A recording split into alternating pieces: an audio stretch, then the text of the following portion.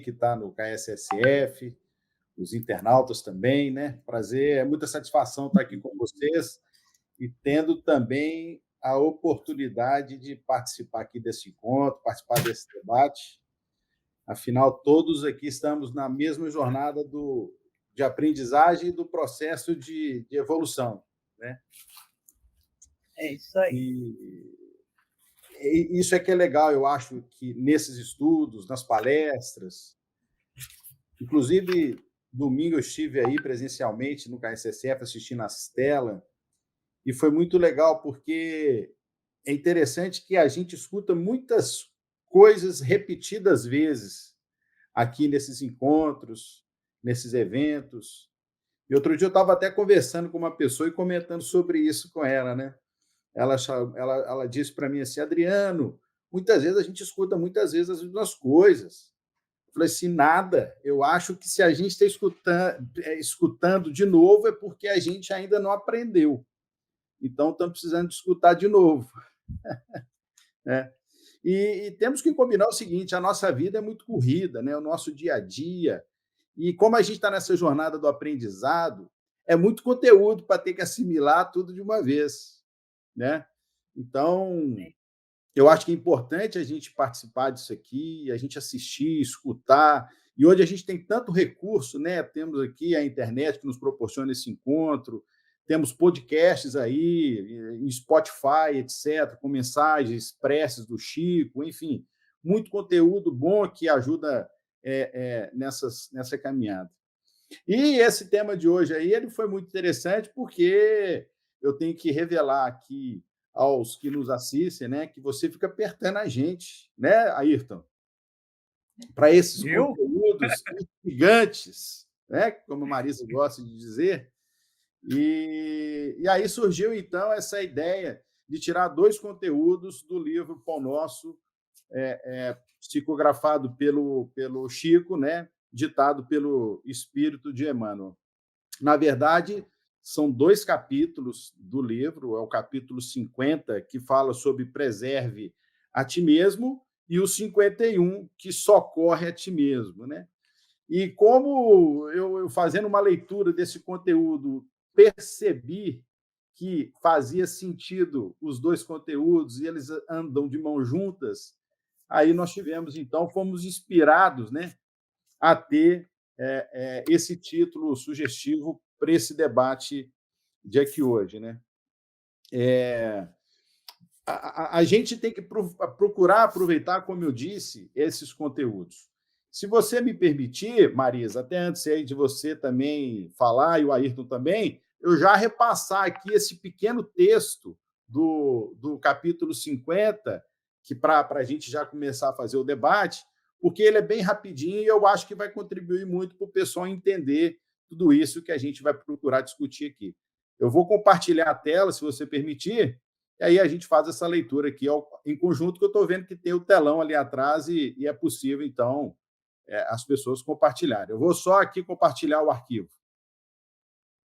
Mas aí como é que faz? Deixa eu ver. Se eu não conseguir, aí a gente... Aqui, ó, compartilhar a tela. Acho que não vai dar. Mas tudo bem. A gente faz aqui uma leitura e aí inspira a todos sobre esse assunto. O Preserva a Ti Mesmo, ele é uma inspiração do Emmanuel no Evangelho de João, né? Sobre aquela passagem que Jesus fala o seguinte, ó, vai e não peque mais. Né? E ele diz o seguinte, a semente valiosa que não ajudas pode perder-se. A árvore tenra que não proteges permanece exposta à destruição. A fonte que não amparas poderá secar-se. A água que não distribuis forma pântanos. O fruto não aproveitado apodrece. A terra boa que não defendes é asfixiada pela erva inútil. A enxada que não utilizas cria ferrugem. As flores que não cultivas nem sempre se repetem. O amigo que não conservas foge do teu caminho. A medicação que não respeitas na dosagem e na oportunidade que lhe dizem respeito não te beneficia o campo orgânico. Assim também é a graça divina. Se não guardas o favor do alto, respeitando-te a ti mesmo, se não usas os conhecimentos elevados que recebes, isso é muito interessante, para benefício da própria felicidade, se não prezas a contribuição que te vem de cima, não te vale a dedicação dos mensageiros espirituais. Mas debalde improvisarão eles milagres de amor e paciência. Olha que bacana isso aqui. Na solução de teus problemas, porque sem a adesão da tua vontade ao programa regenerativo, todas as medidas salvadoras resultarão imprestáveis. Vai e não peques mais. O ensinamento de Jesus é suficiente e expressivo. O médico divino proporciona a cura, mas se não a conservamos dentro de nós, ninguém poderá prever a extensão e as consequências dos novos desequilíbrios que nos sentirão a invigilância. Então, a gente percebe logo no início em que ele traz situações, ele traz exemplos da nossa vida prática, né? De cultivar a semente, de cuidar da terra, de cuidar da água, né? Utilizar a enxada, porque senão ela vai enferrujar, etc. E que não lograrão êxito se a gente não usufrui de uma maneira adequada todos esses recursos que a gente dispõe. Imagina se a gente fazer um paralelo desses recursos com a necessidade que nós temos de melhoramento, de purificação da nossa alma, né? Então, ele fala, se a semente valiosa que não ajudas, pode perder-se. E esse é um recado para nós mesmos, porque nós somos os primeiros a sermos ajudados. E nós somos os primeiros a termos que fazer esses movimentos em nosso benefício próprio. Porque uma vez fortalecidos, penso eu, nós teremos ainda mais forças para dar sequência na nossa missão que estamos aqui na Terra, de ajudar o próximo, de ajudar o semelhante, né? E dessa maneira seguindo aí a caminhada que Jesus tão bem nos trouxe através do seu evangelho. Vamos lá, Ayrton. Vamos lá. Achei que você ia comentar já, ia dar a pontapé inicial. Bom, Adriano, obrigado pelas boas palavras, mas os amigos costumam enaltecer as nossas virtudes e ocultar os nossos defeitos. Então, boa parte daquilo que eu preparo para a gente conversar, acho que eu sou o maior necessitado. E aí eu tento compartilhar com vocês um pouco dessa necessidade que eu tenho. E esse tema que o Adriano escolheu para a gente é muito interessante, né? Porque, como ele mesmo falou, parece que a gente repete várias coisas, e eu tenho essa mania também de repetir muitas coisas, mas eu acho que algumas coisas a gente tem que ter muito forte dentro da doutrina, né? E esse tema que começa, preserva a ti próprio, ressalta dois pontos que eu acho fantástico no Espiritismo. O Espiritismo, ele vem nos ensinar que não existe pecado original. Então, essa é a primeira coisa importante que a gente tem que ter na mente. Então, algumas escolas religiosas colocam que o nosso sofrimento ele é fruto daquele pecado original, daquela situação que aconteceu lá no paraíso, e aonde nós sofremos porque nós fomos expulsos do paraíso. E fomos expulsos do paraíso porque a cobra, contrariando a vontade de Deus, contra Deus, né, instigou a Eva a comer o fruto proibido, que algumas pessoas acham que é a maçã. Então, mas também não é a maçã, tá? Não está escrito isso. E aí, por conta disso, a gente sofre, porque como a humanidade foi expulsa daquele paraíso, e por conta desse pecado original, e caiu nesse mundo, então todo esse sofrimento do mundo é fruto desse pecado original. E o Espiritismo, de maneira um pouquinho diferente, vem falando, olha, não é bem assim. O sofrimento ele é fruto de nossos equívocos do passado. E ele é uma maneira de nos alertar para que regressemos à norma, regressemos à conduta correta, regressemos ao certo. Então, quando a gente toma a responsabilidade do nosso sofrimento, e consciência dos nossos equívocos, a gente tem a oportunidade de mudar. Então, quando esse texto fala que é para a gente se preservar a si próprio, ele está nos dizendo, olha, o equívoco, o seu sofrimento é fruto desse equívoco, e agora a gente tem a oportunidade de mudar, de nos preservarmos. Então, aqui, nós temos aqui, o que você aprender e não, o resumo, né? O que a gente aprender e não usar é fruto da nossa responsabilidade. Então, esse é o primeiro ponto que acho que é muito crucial dentro do espiritismo. É duro, porque eu sempre brinco com essa frase, né? Eu morro de saudades do demônio, porque antes a culpa era dele, agora a responsabilidade é minha. Antes eu podia falar, mas por que você fez isso, Ayrton? Porque o diabo me tentou. Ele ficou me tentando, eu fui lá e fiz. Agora eu não tenho mais, porque o diabo, o verdadeiro daimon, no significado bíblico, inclusive, ele significa o opositor. Então nós temos um caminho correto e nós temos um daimon, que não tem nada a ver com o demônio que a gente esculpiu na Idade Média, que é aquele diabo vermelho com chifre, né? Aquele daimon, ele é o opositor, aquele que me opõe ao caminho correto, que me põe no caminho errado, no caminho oposto. Então esse é o daimon. E que é o que a gente tem que mostra nesse texto. E o segundo ponto que eu acho crucial dentro do espiritismo, além do pecado original, é o salvacionismo. Algumas escolas religiosas dizem assim, fique tranquilo, você está aí sofrendo por conta do pecado original, mas vem alguém para te salvar, virá um Messias.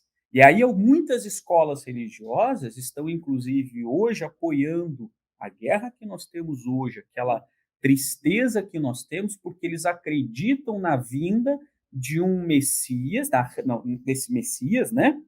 Ou acreditam na vinda do Messias, ou acreditam na nova vinda do Messias, que só acontecerá quando a cidade de Jerusalém pertencer ao povo de Israel. E aí eles ficam de maneira literal, porque isso é um equívoco, semeando algo muito ruim, que é uma guerra, uma tristeza, que é o sofrimento das pessoas, esperando um salvacionismo que não vai acontecer.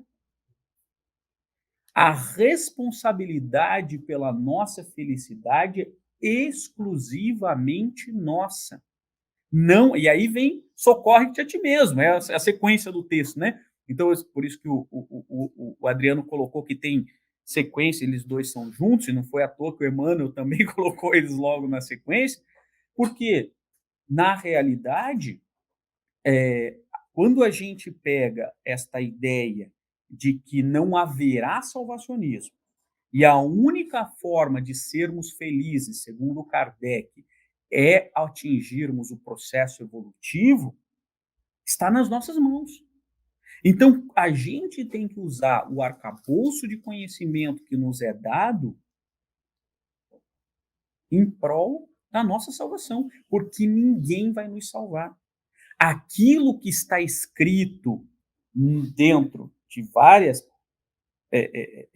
premonições que tiveram, né? E ela é metafórica. Aquilo que está escrito na Bíblia é verdadeiro, mas é metafórico. O êxodo, que é a saída do Egito, do Mitzray, em hebraico, que é da estreiteza da nossa alma, da estreiteza da matéria, e a Canaã, que é a terra prometida, é uma metáfora que veio nos mostrar o processo evolutivo. Não é um lugar físico, é um estado de espírito a ser alcançado. Então, é um equívoco a interpretação que se faz literal.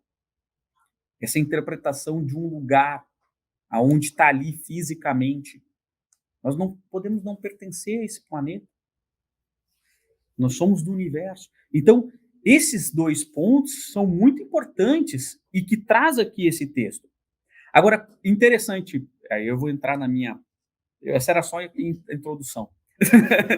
E aí, quando eu li esse texto, a primeira coisa que veio na minha mente foi uma passagem de Mateus, né?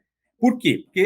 Porque senão dá a sensação que a gente está num caminho ruim, né? Que a gente sofre por culpa nossa e a gente só vai parar de sofrer com única responsabilidade nossa, né? Porque senão a gente fica nessa frieza, e não é isso que eu quis dizer. Nós somos responsáveis pelo nosso sofrimento, nós somos responsáveis pelos nossos resgates, mas a gente não está sozinho. Esse é o primeiro ponto. E essa é a passagem de Mateus, porque aí a gente tem que dosar esse conhecimento com o cristianismo. E o que diz lá Mateus? Capítulo 11, versículo 28 a 30. Ele diz assim: Vinde a mim, todos vós que estáis aflitos e sobrecarregados, que eu vos aliviarei.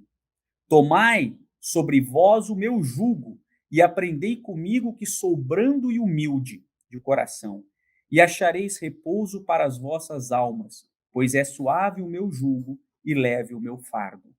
Então vejam, somado a esses dois princípios do Espiritismo, em que nós somos responsáveis pelos nossos pecados e nós somos responsáveis pela nossa salvação, temos que mesclar com o que Cristo veio nos ensinar. E o que Cristo veio nos ensinar? Que se nós caminharmos com Ele, nós vamos sofrer, mas vamos sofrer menos. Porque ele não disse assim, ó, quem estiver comigo não vai sofrer, fica susse. Foi isso que ele falou aqui? Não, ele falou assim, ó, quem estiver comigo, fica susse, que o jugo é leve e o fardo suave. Então, o que significa isso? Porque Jesus utilizava a metáfora daquele tempo. Quando a gente fala jugo, hoje, eu vou concluir já daqui a pouco. Quando a gente fala jugo, o que a gente pensa? O que a gente pensa em jugo? Hoje a gente fala assim, ó, quando Jesus falou meu jugo, as pessoas às vezes não têm nem ideia o que é o jugo, né? Mas Jesus, por que Jesus usou o jugo? Porque era o dia a dia daquele povo lá. Jugo é aquela peça de madeira pesada que você põe na cabeça de dois bois para eles puxarem uma carroça. Aquele é o jugo. Então, e o que ele está dizendo? Que se você tiver E para que serve o jugo? Porque você tem dois bois, eles vão andar em passos diferentes, então ele serve para dar o mesmo passo. Tá? Então, para que eles dois caminhem naquele mesmo passo. Se um quiser mais rápido, não vai conseguir. Então, primeira coisa que me remete a isso, Jesus fala assim, ó, se você tiver um fardo para carregar, quer dizer, o caminho você vai ter que fazer, você tem que fazer. Nós somos o boi da história, né? E vamos carregar aquele ali. Então, nós somos o boi. E o boi, imagina que carregar uma carroça, o que vocês devem imaginar que para o boi, se nós somos o boi, é algo bom ou ruim? É ruim, né? Ficar carregando um fardo pesado num caminho pedregoso para algum lugar que a gente, às vezes, é longe, é algo ruim, é um sofrimento. E Jesus fala assim, olha, o meu jugo, ele é leve. Por quê? Porque sou eu o outro boi que está carregando junto. Quem vai ditar o outro lado sou eu. E nós vamos carregar junto. Então, primeira coisa do cristianismo que ele vem nos ensinar, ele fala assim, se você tem um boi para carregar, se você tem um fardo para carregar e você é o boi, eu sou do lado. É isso que Jesus quis falar. Quando você está no cristianismo, eu te ajudo a carregar. Eu não estou dizendo que eu vou tirar o seu sofrimento. Eu estou dizendo que eu te ajudo a carregar. E quando você estiver carregando, esse fardo vai ser mais leve. Porque ao compreender as lições trazidas pelo cristianismo, a dor vai continuar doendo, mas ela vai doer menos. Quer ver só? Pensa nas piores dores que a gente pode sentir. Não vou entrar na questão filosófica de Aristóteles, né? Aristóteles diz assim, qual é a pior dor que o ser humano pode sentir? A sua. Ele não pode sentir a dos outros, né? Então, a pior dor que um ser humano pode sentir é a sua própria dor, né? Agora, não é isso, nessa questão filosófica. Imagine qual é a pior dor que nós podemos sentir. Eu fico imaginando as piores dores que eu poderia sentir. Acho que a morte de um filho, uma das minhas filhas, é uma das piores dores que eu poderia sentir. Uma doença muito grave em que eu saiba que logo eu vou deixar não só as minhas filhas, mas todas as pessoas que eu amo, para nunca mais encontrar. Ou eu perder um filho e nunca mais vou encontrá-lo. Você imagina que isso é pior dor, sim ou não? Cada um vai imaginar suas próprias dores. E o que vem dizer o cristianismo e o espiritismo? Olha, se você perder um filho, eu sei que essa dor é difícil, mas eu estou com você carregando porque eu estou no jugo. Cristo está no jugo. E fica tranquilo, porque vai passar, porque ninguém morre e todos nós vamos nos encontrar daqui a pouco. Esta passagem ela acontece por uma razão que dói. E eu não vou poder tirar essa dor, porque essa dor você vai ter que passar pelo seu processo reencarnatório. Mas eu vou aliviar para te dando a certeza de que ninguém morre e de que todos nós estamos juntos nessa caminhada e em breve todos nos encontraremos. Se isso não é ser consolador, Cristo o Consolador, e isso não é ser o Consolador prometido, eu não sei o que é. Veja, eu não vou tirar a dor, mas o fardo é leve. E que Jesus está conosco nesse jugo. Quando você está doente, assim, essa dor, essa doença, o Espiritismo vem nos ensinar, é o expurgo do equívoco do passado. Ela vai passar. E quando ela passar, você sairá melhor. Sofre com resignação. Uma coisa que eu acho que ele trouxe isso, né, muito bem, inclusive nesse texto, quando Emmanuel disserta sobre essa passagem de Jesus dizendo à mulher adúltera, vai e não peques mais, ele dá a ela essa direção, né, porque ela ia ser apedrejada, né? Então ele fala para as pessoas, né, que quem não tiver pecado, já que acham que ela cometeu um erro, né, quem não tiver ainda cometido o erro, que atire a primeira pedra. E nessa hora que a gente é posto em xeque por alguma coisa, né, que às vezes você se acha muito virtuoso em todos os pontos, mas na hora H que você começa a trazer o evangelho para a sua vida, você começa a tomar uma outra direção, fazendo uma análise melhor a respeito de si mesmo. Por isso que ele diz, preserva a ti próprio e socorre a ti mesmo. Porque só nós podemos fazer essas coisas por nós. Só nós podemos buscar o caminho do autoconhecimento para saber o que é que há de errado com nós. Que a nós mesmos, para poder dizer isso em alto e bom som, dentro de um banheiro fechado que ninguém ouça, é difícil. Porque quando Jesus nos propõe, né, dando o exemplo da mulher adúltera, né, que depois ele diz, olha, ninguém, porque as pessoas se lembram dessa passagem, estavam lá, né? Quando ele diz, né, quem tiver sem pecado, atire a primeira pedra, começa a ficar todo mundo meio assim, né? O pessoal começa a ficar meio, não diz que ela está bem, não, mas começam a se observar, né? Começam a olhar para dentro e ver que, puxa, realmente, vixe, Maria, foi até eu que estava com ela, olha, foi eu casado, né? E começa todo mundo a ficar com medo. E aí ele diz, pronto, pode se acalmar, porque se eles não te condenaram, eu também não te condeno, né? Mas alerta ela, vá e não peques mais. Ele não diz tchau, bênção, continue aí a sua vidinha de sempre, não. Vai e não peques mais, é um alerta, né? Se você não quer passar por problemas, não faça mais aquilo que você estava fazendo, né? Porque você estava fazendo, você não foi condenada, porque todo mundo faz o mesmo erro. Mas já que você já passou por esse sufoco, não queira mais não, faça uma coisa diferente agora por você, né? Que tal ser feliz? Que tal não ficar arriscada a tomar pedrada por aí? Esse é o alerta de Jesus para nós, né? Então, para nós olharmos para nós mesmos e dizer o que é que eu estou fazendo que não está muito legal, que eu podia deixar de fazer para não sofrer tanto. Porque tenho sofrido algumas coisas por causa disso, né? Então, isso eu acho que cai na tal da reforma íntima, né, Adriano? Cai na reforma íntima. Mas a reforma íntima é isso mesmo.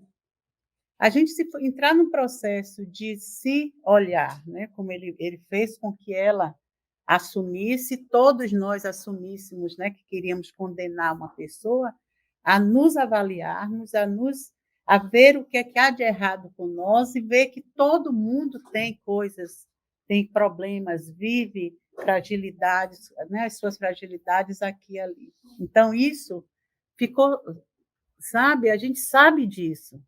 Mas o nosso maior problema para partir para uma avaliação dessa e nos preservarmos e nos socorrermos é dizer assim, o que é de errado comigo?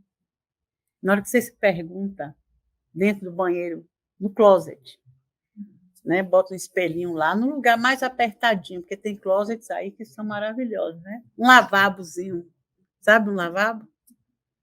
Você entra ali, está tudo, é só parede, aquele espelho te olhando, né? Aqueles olhos olhando você, que é a gente mesmo que está lá, e aí a gente diz, o que é que tem de errado comigo? Será que eu preciso fazer uma reforma íntima? Né? Eu sou tão bacana, né? Estamos aqui, né? Aí, quando a gente faz isso, tem que demorar assim, uns 3 minutos, 4, porque nem 5 minutos acho que a gente aguenta realmente revolver todo esse mundo íntimo, né, que nos compõe, que a gente tem acesso e se dá acesso naquele momento um pouquinho, e ver que há muita coisa que precisa ser mudada, né? Então, ter essa ideia de Jesus, como ele disse, né, toma o meu jugo, que é suave, é o jugo que é suave, né? Leve, é. É leve o jugo. Suave, é. É suave. E o que é leve? O fardo. Porque realmente é difícil. É um peso a gente botar para fora coisas que a gente só faz com as outras pessoas. As outras pessoas a gente julga, a gente condena e a gente executa numa mesma frase. Porque nos outros a gente vê na hora como aquele pessoal estava lá querendo apedrejar aquela mulher adúltera, né? Mas Jesus foi logo mostrando a ela assim, todos são errados, está todo mundo no mesmo barco. Agora aproveite que você já passou por esse vexame mais profundo, né? O público todo já sabe de você. O público ali que ele bota, aqueles homens todos apontando, aquele pessoal todo apontando, somos nós mesmos para nós mesmos. Não é ninguém. Ninguém precisa dizer a ninguém que é isso ou é aquilo, que a gente vai errar. Somos piores do que nos avaliamos e do que avaliamos as pessoas. Então, a gente não pode fazer isso com ninguém. A gente só pode fazer essa avaliação conosco mesmo, de uma forma bem leve, superficial, aos poucos, porque quando a gente revolve esse mundo íntimo, logo, logo, nos nossos primeiros contatos com as pessoas dali em diante, a gente vai começar a se notar. A gente não vai mais notar o erro do outro. Na hora que você falar uma coisa, você diz, vixe Maria, como é que eu falei isso? Na hora você se ouve. Esse é o chamamento de Jesus para nós. Porque cada vez que isso acontecer, você vê que alguma coisa está errada ali dentro, que aquela fala não era daquele jeito. Aquilo foi áspero, aquilo não é como se você enxergasse o outro muito menos do que ele é. E a gente não pode fazer isso com ninguém. Então, por isso que eu acho quando o Adriano sugeriu isso, eu achei essas passagens que Emmanuel trouxe, dissertando, né, sobre esse mergulho íntimo que a gente precisa ter de vez em quando, né, porque toda hora não dá na encarnação, né, mas assim, de vez em quando, principalmente com apoio assim de passes, né, de amigos amorosos, precisa, porque dói, né? Dói bastante. Então, mas é um exercício que a gente precisa ter, porque senão a gente nunca se pergunta o que é que há de errado comigo. Né? A gente vai achar todo mundo péssimo e nós vamos nos achar muito bacana. E vamos viver uma vida, às vezes, inteira, completamente iludidos, desencarnaremos iludidos, e só quando a gente deixar, né, sair desse plano físico e for para o espiritual, os espelhos de lá estão todos assim, já gritando nosso nome, nos dando, né? Todo mundo se vendo como é, como sente, né? E aí a gente toma aquele choque, e por isso que muitos espíritos até retornam para o plano físico para obsidiar alguém, para ficar por perto de alguém, vivendo a vida de alguém, porque não consegue viver a própria vida. Esse é o sofrimento maior do espírito. Então, eu acho que como abraçamos essa doutrina tão maravilhosa, né, que abre assim um leque que nem numa vida a gente suporta agregar tudo em nós. A gente pode estudar, eu acho estudar muito bom, porque estudo é uma coisa, né, que você termina internalizando muita coisa, mas a gente não aguenta botar em prática muita coisa. A gente gostaria, e eu acho que sair da vida com esse gostaria na ideia já é uma coisa gostosa lá em cima, da gente dizer, olha, eu gostaria, né? Como é que é? Olha aí o André Luiz, né? A gente vê as fases que André Luiz viveu na desencarnação, e a gente vê o tempo todo dentro do movimento dele espiritual, esse gostaria, e era uma pessoa que nem pensava nisso, né? Então, vai, Adriano. Eu estava prestando atenção no que o Ayrton estava dizendo aqui, e a fala dele é muito interessante e joga sobre os nossos ombros essa questão da responsabilidade que é toda nossa, né? E é interessante também a saudade do diabo, né? Porque é mais fácil terceirizar o que acontece do que você assumir os seus próprios atos, suas responsabilidades. E aí eu acho que o Espiritismo ele traz o despertar para nos mostrar o que nós temos pela frente. E esse despertar que o Espiritismo provoca em nós, ele, por outro lado, apesar de sermos responsáveis por tudo, ele também nos mostra que nós também não estamos sozinhos. Não é verdade? Porque senão fica muito pesada a doutrina para a gente. A responsabilidade é toda sua. Joia, tá certo. Mas e aí, com o que eu posso contar, né? E é interessante que o texto, até ele fala isso aqui. Ele fala assim, ó, e o Emmanuel vem puxa a orelha, inclusive, viu? Ele fala assim, olha, se não guardas o favor do alto, então não te vale a dedicação dos mensageiros espirituais. Quer dizer, você veio aqui, você ouviu, você foi instruído, entendeu alguma coisa, mas ainda só continua nas letras ou nas palavras redigidas dos livros e nas palavras ditas, mas sem prática, né?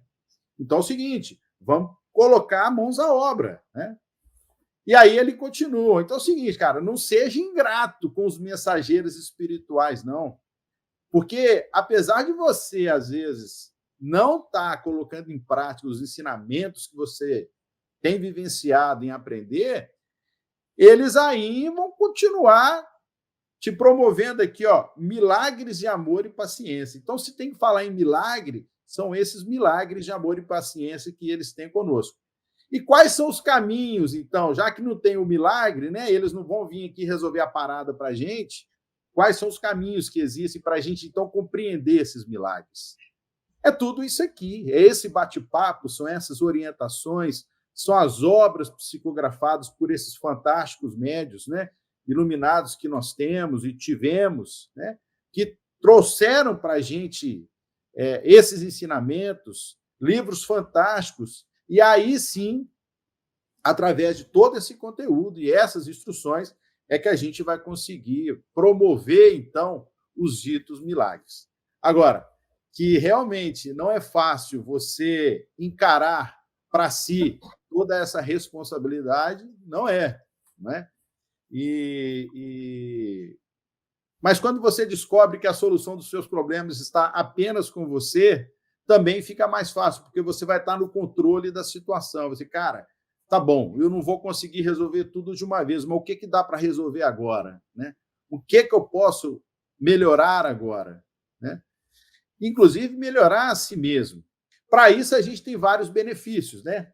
Nós temos aí o benefício do livre-arbítrio, nós temos o benefício da reencarnação, nós temos o benefício do esquecimento do passado, né? Tem até uma passagem do André Luiz que ele fala o seguinte, olha, não procure remover a pedra do túmulo, porque senão ela vai cheirar mal. Quer dizer, é pesado. Nós temos muitas dívidas do passado, muitas dívidas do passado. Tem um caso de um sobrinho do Chico Xavier, não sei se todos aqui conhecem, uma das irmãs do Chico, naquela época, era comum ter muitos filhos, né? E uma das irmãs dele teve um jovem, uma criança, e que veio com muitos problemas de saúde, gravíssimos problemas de saúde. E a mãe da criança, irmã do Chico, falou assim, eu não dou conta de criar essa criança, né? Tem muito problema, etc. E sobrou para quem? Para o saudoso Chico Xavier. E o Chico foi lá com aquele amor, com aquela gratidão, né? O entendimento que ele já tinha aos 17 anos de idade, pegou aquela criança e começou a criar. E o nível, a gravidade do problema era tão grande dessa criança que o Chico tinha que fazer bolinhas com os alimentos para alimentar a criança, porque se não fosse assim, ele morreria de fome, né? E assim ia. Pedro Leopoldo, naquela época, tinha muito mosquito, e o Chico tinha que trabalhar, e ele colocava um véuzinho bem fininho para proteger a criança no momento de trabalho, enquanto outra pessoa também ajudava. E aí voltava do serviço, alimentar, dar banho. Quer dizer, foi uma vida de dedicação a essa criança. E essa criança morreu aos 12 anos de idade. Morreu aos 12 anos de idade. Muito jovem ainda, né? E quando ela morreu, o Emmanuel revelou para o Chico que aquela criança tinha sido, no passado, lá no século XVIII, depois da Revolução Francesa, ele tinha sido parte de um grupo revolucionário em que tinha prazer de matar as pessoas, né? E como é que eles matavam? Eles usavam o tal da guilhotina. Então, os inimigos, quem era contra daqueles grupos, etc., nada do que acontece hoje, não sei se é coincidência, né? Eles iam lá, pegavam quem era inimigo e a guilhotina neles. E esse jovem rapaz, que depois reencarnou como sobrinho do Chico, ele era um desses homens. A crueldade dele era tão grande que, quando ele não tinha ninguém para colocar na guilhotina, ele mandava procurar alguém na rua, porque ele dizia que a máquina não podia parar, né?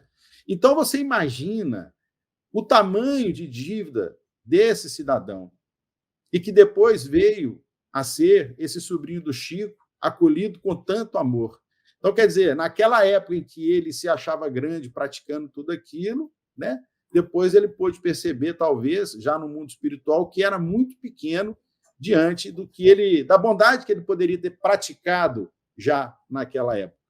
E aí o Chico, depois, com toda a sua mediunidade, o reencontrou ainda já jovem, passado algum tempo no plano espiritual, e ele disse que, enfim, caiu a ficha do que tinha sido no passado e já estava, inclusive, planejando sua reencarnação no 3º milênio para continuar a jornada dele de resgate.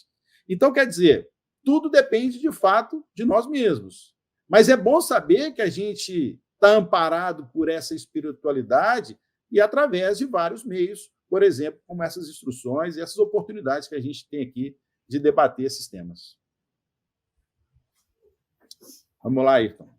Adriano, eu estou aqui pensando tudo que você falou e tem muita razão. Esse é um outro ponto do espiritismo que eu gosto muito, sabe?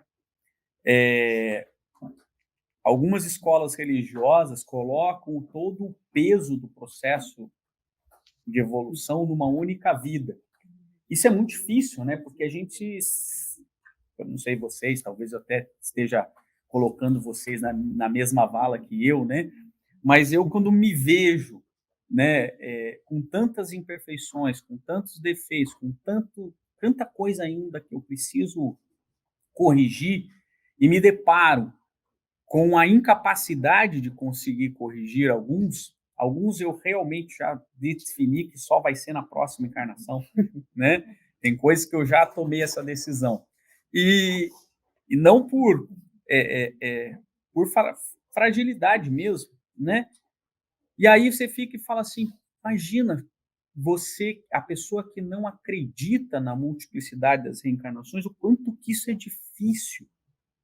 A gente olhar para nós mesmos, que é um convite que é feito há muitos anos, né? Aliás, quem passava na frente do templo de Delfos, olhava para a escritura da frente do templo de Delfos, lá na 300 anos antes de Cristo, e olhava: conhece-te a ti mesmo e conhecerás o mundo e os deuses. Então, está lá escrito desde muito tempo a filosofia vem nos ensinar isso, e quando a gente olha para a gente mesmo dentro do lavabo, como diz a Marisa, como o Adriano colocou também, e se sente sozinho, com uma quantidade de defeitos, e fala assim: agora eu tenho que sair desse lavabo, tem que ser bom a partir de agora e para sempre tem que ser melhor, senão eu vou para o inferno. Não, é muito peso. É muito peso, é muito difícil, porque no nosso processo a gente ainda está com uma quantidade de defeitos muito grande. E quando o Espiritismo fala assim: olha, você nem precisa ser perfeito nessa, você pode. Tem casos de pessoas que conseguiram reverter. Jesus veio mostrar inúmeros casos, né, de pessoas que conseguiram reparar muitos equívocos. A gente não tem todo o processo encarnatório de Paulo, de Pedro, de Maria de Magdala, a gente não tem, mas o que a gente conhece é uma reparação muito linda de equívocos, né? Mas também não precisa ser numa só. Aliás, o Espiritismo ele vem nos convidar, nem é para ser perfeito, né? Conhece o verdadeiro Espírito pela sua transformação moral e pelos esforços que faz para dominar as más inclinações. Então, o Espírita não é o puro, e não é o que vai sair necessariamente puro, embora alguns, e aí o Adriano falou do Chico, né? Que se a gente se inspirar um pouquinho na vida dele, a gente já seria um passo muito grande, né? Porque o Chico, ele não entrou pequeno, ele já era um espírito de muito tempo nesse processo evolutivo e caminhando com Jesus há muitas encarnações, né? Mas saiu da encarnação maior. Aliás, esse final de semana eu estava assistindo um documentário que vale a pena assistir, chama Chico para Sempre. É um documentário, aliás, participação do Humberto Fabre, nosso colega aqui, muito bacana, muito bonito, porque mostra também um pouquinho mais da vida do Chico, que a gente já conhece, algumas coisas a gente já leu, mas sempre é bom para a gente se inspirar nesse espírito, que mesmo estando, né, eu sempre brinco quando eu falo de Jesus e falo de Chico, faço o comparativo, a diferença, que eles estão anos-luz de diferença, mas isso não o torna menor.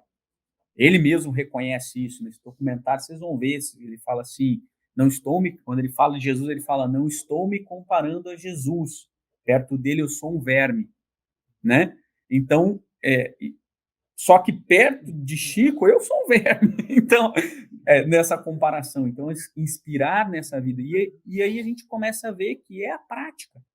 Chico veio fazer a prática do espiritismo, não prática só mediúnica, não só aquilo ali de mostrar a mediunidade e tudo mais, a prática do amor. As histórias que Chico tem, como o Adriano colocou a respeito do sobrinho e tantos outros, né? Que ele ajudou, que ele amou, que ele fez. Esse é o convite desse texto, de que vale tudo isso que nós estamos aprendendo se nós não estamos botando em prática. A conclusão, eu vou para a minha conclusão, porque deve deixar todo mundo concluir, lá no Paraná, quando a pessoa fala alguma coisa para você, né, você fala assim, faz tempo que você não faz um churrasco na tua casa, aí você vira para a pessoa e fala: carpir uma data você não quer, né?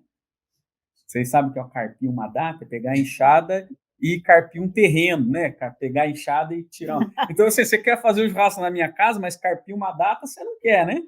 Então, limpar o terreno. Limpar o terreno, ninguém quer me convidar para ir lá em casa, né? Então, e aí quando você vai, não sei se vocês já tiveram a oportunidade de carpir uma data. Não?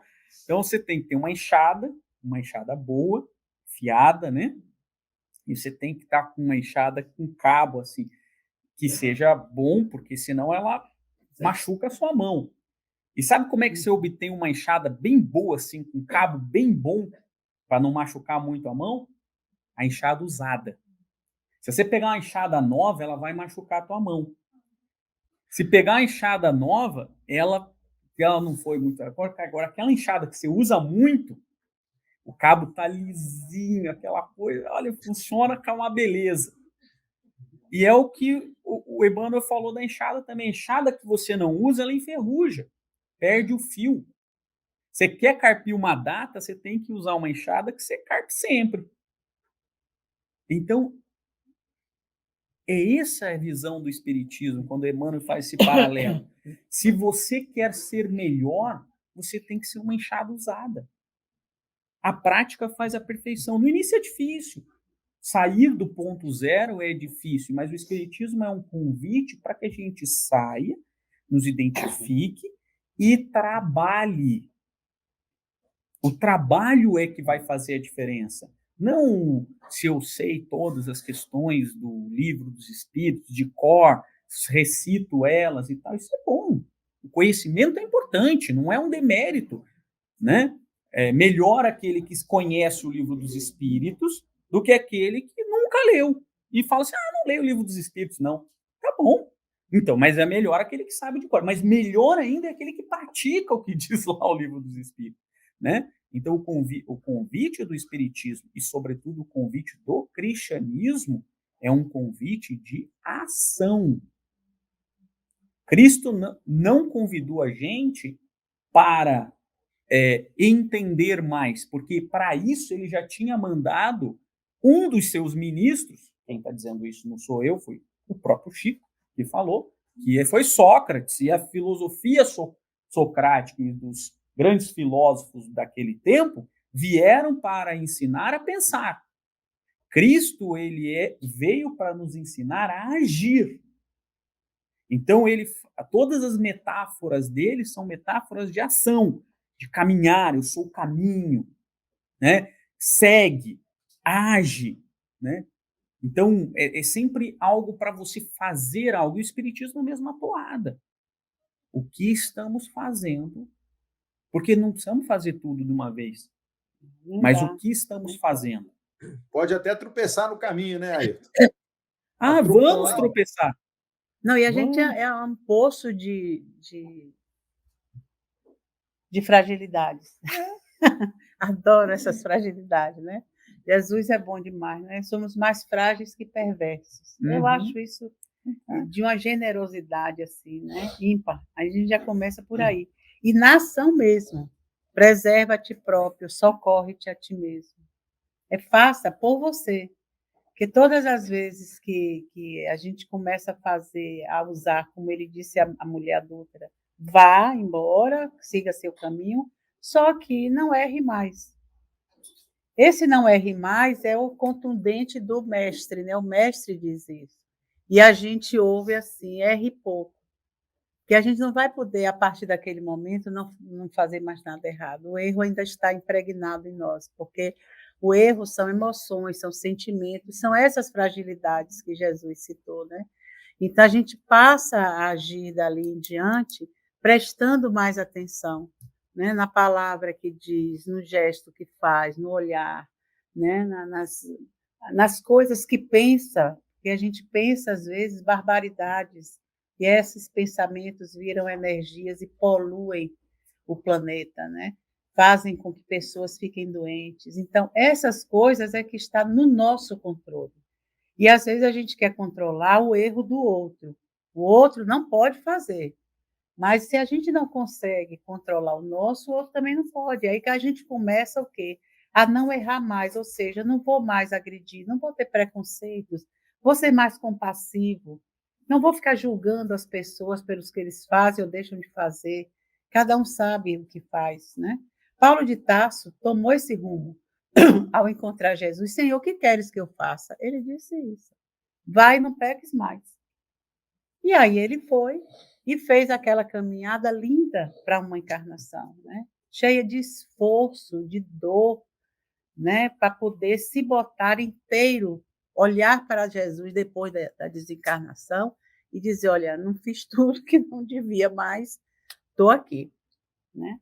Fiz aquilo, pequei o menos que pude, ou seja, errei menos. Os erros que eu já vinha cometendo há muitas encarnações nessa, né? Por isso que a gente diz assim, às vezes parece que numa encarnação o espírito galgou, mas é como a Ayrton disse, ali foi, né, um tropeço aqui, menos 3 ali adiante, como faria antes, né? E Emmanuel veio fazendo isso, Chico veio fazendo isso, mostrando que para ser bom basta querer ser. Agora, se tornar um homem de bem, aí é uma caminhada. Mas querer ser bom, a gente tem que querer todo dia que abre os olhos ainda no corpo físico, porque aqui é a hora de querer. Quando estiver lá, a gente vai, Ave Maria, desejar, querer muito, aí vem para cá, né, para viver a matéria, né, o sabor, o desejo que é ter tudo, fazer tudo, ganhar tudo. Então, a gente chega aqui e se embaralha um pouquinho. Mas é assim que a gente tem que todos os dias tentar, acordar de manhã e dizer, Senhor, é mais um dia, eu vou e vou tentar não errar tanto. Né? Não errar mais, o bom é dizer mais, porque aí eles ouvem dizer amém, e a gente erra já um tanto a mais, não erra um tanto a mais. E aí você, querido? E se a gente pensar assim, né? Quanto tempo que a gente tem de existência, né? Não dá para saber, pelo menos agora, né? Não dá. Mas não que... É o que a gente vai ter, a eternidade, né? Assim. Então, a imortalidade, esse é o farol, né? E isso é que a gente tem que ter em mente, né? Que a gente tem tempo de corrigir as nossas mazelas, né? A gente vai ter tempo de limpar a nossa alma, né? Outro dia perguntaram para o Divaldo como é que limpa cano sujo. É para você só deixar passar água limpa. É isso aí. Não é verdade? Então, assim, não justificando que a gente não tem que esforçar para não, ou deixar de corrigir aquilo que a gente precisa corrigir, mas só da gente ter o despertar que o Espiritismo provoca na gente, que nos ajuda a enxergar os nossos próprios erros, que nos ajuda a entender que a gente tem a oportunidade de melhoria, eu acho que aí já é um salto muito bom e que ajuda muitas pessoas, que nos ajuda, né? É muito difícil ter que corrigir todo esse passado que a gente não conhece nessa existência. Até mesmo porque, como dito, a gente nem o conhece, nem não conhece, não lembra, né? Então, eu acho que o despertar é importante para a gente ter essa força, essa motivação, né? E criar o engajamento em nós mesmos e talvez sermos até inspiradores para outras pessoas, né? Nessa luta, nessa jornada, nesse processo evolutivo.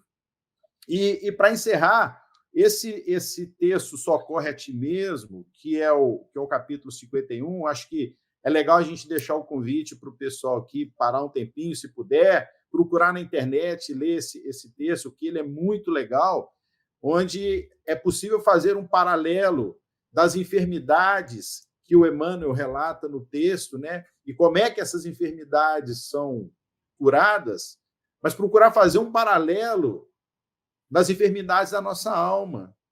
Aquilo que a gente ainda não consegue enxergar, como é que a gente pode enxergar? Como é que a gente pode mudar o nosso mindset para ser pessoas mais caridosas, mais amorosas? Porque esse foi o nosso propósito de estar aqui, né? Então, deixo o convite aqui, a gente já está esgotando o nosso tempo, né? Deixando aqui minhas conclusões nesse tempo. É isso aí, esse convite, né? A gente tem que ter coragem para mudança. A gente tem que ter coragem para modificar as nossas atitudes, mas sempre aí nesse caminho do direcionamento. E o bom é que a gente tem um manual de instruções, né? Que se chama o Evangelho. Esse aí não tem erro. Se sentar em cima dele ali, praticar, a gente vai ser feliz lá na frente.